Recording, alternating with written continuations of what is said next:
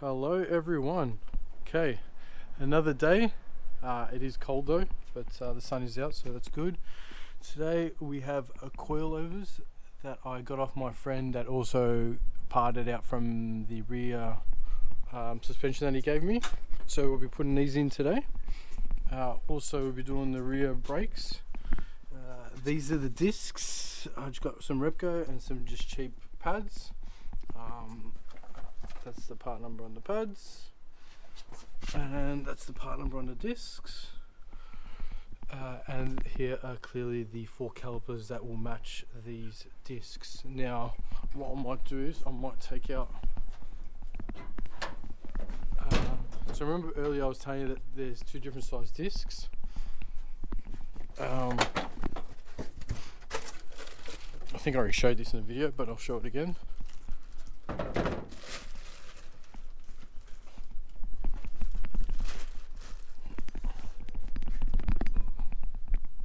That's the disc thickness.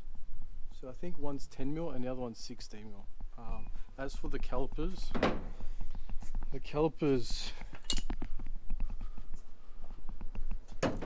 look pretty much the same.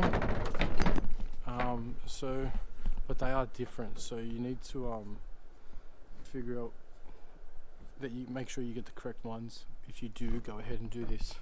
Other than that, in today's video I also want to I got the turbo fittings, so the ones that without the packets, without anything in them, already fitted. So there's a couple of block offs, there's a 90-4 as well as a stainless -4 fitting coming out of that.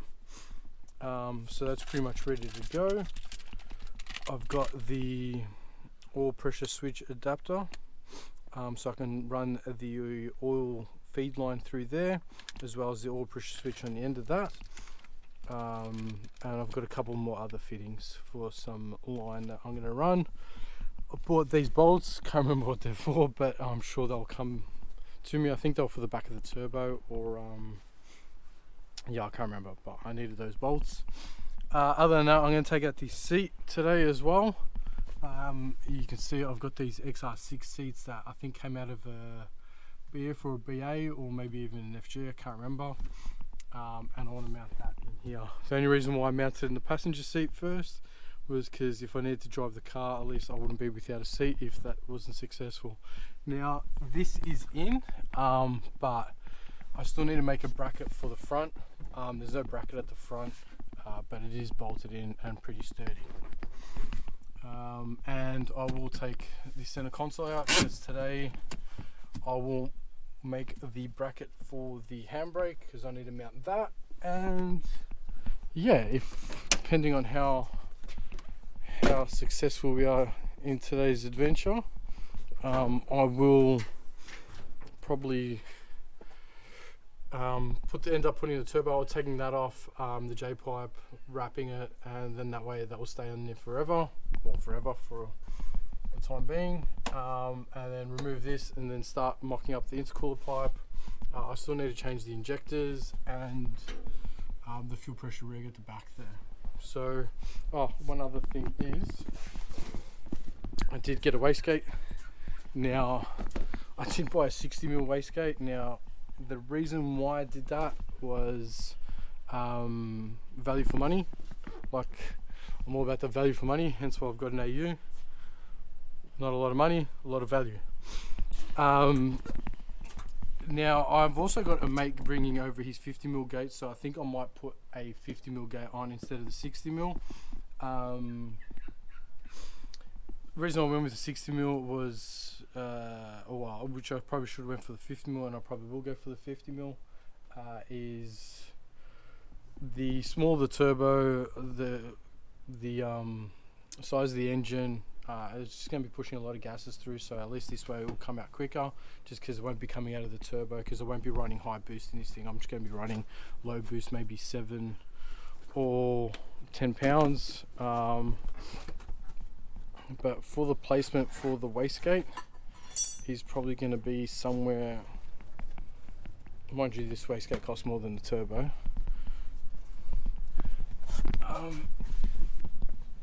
So I'm going to put the wastegate either here then mount it there, or I'm going to mount it on this section here. I think this section here is going to be the best because it's going to have the smoothest flow of the gases to come out. So most likely it's going to go there, but I want to wait for my mate to bring his 50mm gate first before I go ahead and do that. But yeah, other than that, let's start doing some stuff, and I'm going to start with the front coils because they're going to be the easiest to do and they shouldn't take long at all.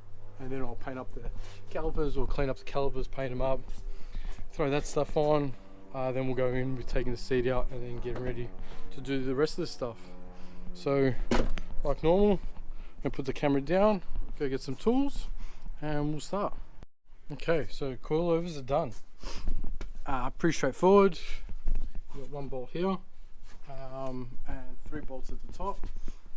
I've just you just undo these 2 bolts, and that pops off. Then you get access to the 3 bolts down there. Same thing with this side. As you can see, that's what it looks like.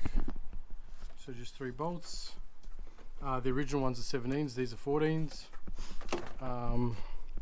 And down here, that's a 24, and this one here is a 22. Now, the only other thing you have to do, well, what I did was I full locked the steering wheel like this, one way. That gives you access to remove that bolt, because if you have the steering wheel straight, you can't remove it because it hits the tie rod. Now, and to remove the coilover, I just full locked it the other way, and then I was able to just twist it out and pull it out. But yeah, that's coilovers installed. I haven't mucked around with the settings. I'll worry about that once it's on the floor. That way I can get a better grasp on how it's going to look. Now, don't worry about that because that's going to come off anyways. And let's move to the back. I think I'm trying to do all the dirty stuff first. That way, before I go working on the interior, I can have clean hands. But yeah, I'll put the camera down, get the tools for this section, and before you know it, the rear calipers and brake discs will be on. Actually, I'm just going to throw the brake discs on. I'll go paint the calipers, and then when I come back, I'll put them all on, and you'll see them on the axle, on the diff. Alright, so I'm done for the day. The weather was pretty crap, it was cold, windy. This driveway acts like a bit of a wind tunnel, so I just didn't want to film because it was just annoying. So sorry about that, but I will show you what I did do. As you can see, the turbo is mounted. I still need to put the gasket in there and clearly tighten it up, but the J-pipe is fully installed now. It's also wrapped in heat wrap. You can see the wastegate down there. That's what the wastegate looks like from underneath. Now, it is up and high, so I'm happy with that. The dump pipe also fits on there. I just haven't got the dump pipe on there because I didn't have enough wrap, so I'll do that next time. I'm probably going to put like a 50mm screamer pipe on that just to have something there. As you can see, it's pretty high up, so I don't have to worry about bottoming out on anything. Like I said, the coilovers are in. That's the dump pipe. I just sprayed it in that black heat paint. I did the same thing with the J-pipe before I wrapped it, so just some extra protection, I guess. Other than that, the dual calipers are on. I didn't end up painting the calipers just because it was windy, it was crap, so I just said I just cleaned them up. They cleaned up alright. This is the original brake caliper for the brakes, and this is the hydro handbrake that we're going to have. Ideally, I would have loved it if that had reached up there, if the line was a bit longer. I could have mounted it there, but it doesn't, and I need a bit of suspension travel too. So what I'll do is I'll probably just make a plate from here to here, and mount it to that plate, and then that way that will be fine. Other than that, that's the other side, so they're both done. The only thing I didn't get around to doing today was removing the seat to do the handbrake, but I can always do that next time when I'm ready to run the lines. These are the fittings I use. That's the oil pressure adapter, that brass fitting. Don't know if I showed you that. So that brass fitting just goes where the original oil pressure switch goes. I don't know if you can see in between the injector and the manifold is like a brass fitting in there. Try to get some light in there, one sec.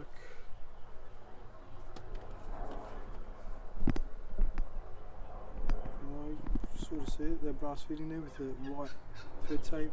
So on the end there you can see on the right hand side there is the standard oil pressure switch that screws into that brass fitting, and on top of that is the dash 4 1/8 MPT fitting that comes out the top, and that's going to be the oil feed. That's going to be the oil feed that's going to come through here into the turbo, into that fitting there. Other than that, the water ports are blocked off on the turbo because we're not going to run water into this turbo. And yeah, that's it. Sorry it's a bit of a short video today. Just wanted to get a video out there because it's been about 3-4 weeks and I know how it feels when you're interested in a build and there hasn't been an update, but believe me, I would have loved to have had a garage and worked, but I'm stuck out here in the wind tunnel and in the cold weather. Today's the only day it hasn't rained in the last 2 weeks, so on the weekend that is. But again, thank you for watching. Hopefully we'll get this AU making some noises in the next video or two, and yeah, see you guys for the next one.